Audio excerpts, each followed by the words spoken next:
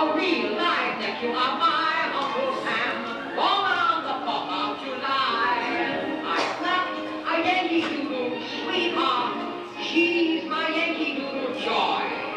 Yankee Doodle came to London just to ride the ponies, I am the Yankee Doodle boy. Women Air Force Service pilots. In 1942, trained male pilots were in short supply. Qualified pilots were needed to fight the war. The Army also was desperate for pilots to deliver newly built trainer aircraft to the flight schools in the South. 28 experienced civilian women pilots volunteered to take those first fairing jobs. They formed the country's first female squadron late summer 1942. Between November 1942 and December 1944, 1,074 more women were trained to fly, first in Houston and then at Avenger Field, Sweetwater, Texas. Nancy Love and Jacqueline Cochran founded the two programs, Women's Auxiliary Ferrying Squadron and Women's Flying Training Detachment, that became Women Air Force Service Pilots, WASP. WASP flew every aircraft in the Army's arsenal.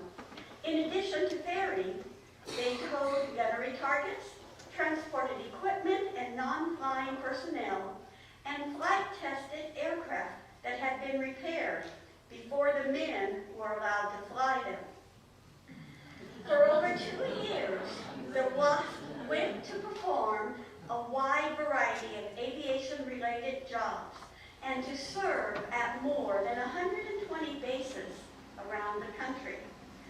The man who championed the WASP forces was Army Air Forces Commanding General Hap Arnold. He was revered by the United States Congress, but in June 1944, when he sought officially to designate the WASP as members of the United States military, Congress said no.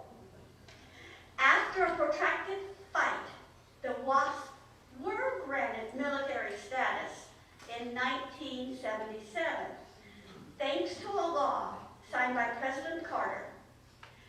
These 1,102 women Air Force Service pilots flew wingtip to wingtip with their male counterparts and were just as vital to the war effort. On July 1, 2009, President Obama and United States Congress awarded the WASP the Congressional Gold Medal.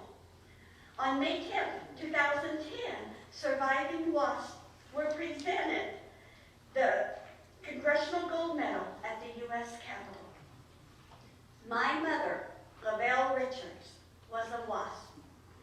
In the spring of 1942, Lavelle moved from Los Angeles to Phoenix to continue her flying. Due to the war, civilian flying was banned in Southern California. On a Friday afternoon in September, Lavelle saw an article in the newspaper that Jacqueline Cochran was organizing a group of women pilots to fly non-combat and ferry military aircraft for the Army Air Force Air Transport Command. Lavelle took the newspaper to her boss and said, "I quit. I'm going to be one of Jacqueline's pilots." The newspaper didn't have any contact information. Therefore, Lavelle wrote to President Roosevelt to sign up for Mrs. Cochran's group. After an interview with Mrs. Cochran in Phoenix, Lavelle was told the first group had been selected. She still planned to be part of that first group. She knew pilots who were friends of Mrs. Cochran. Soon after, Lavelle met Mrs. Cochran again, this time in Indio, California. Shortly after, LaVelle had her physical at Luke Field, Arizona, before reporting to Houston in October as one of Mrs. Cochran's guinea pigs of the 319th Army Air Force Women's Flying Training Detachment. LaVelle remembered instructors continually switching her from one type of aircraft to another and putting her through forced landing after forced landing, trying to wash her out. After graduation in April 1943, she was stationed at Long Beach, California with 4 other WASP. Their flying continually took them back and forth across the country.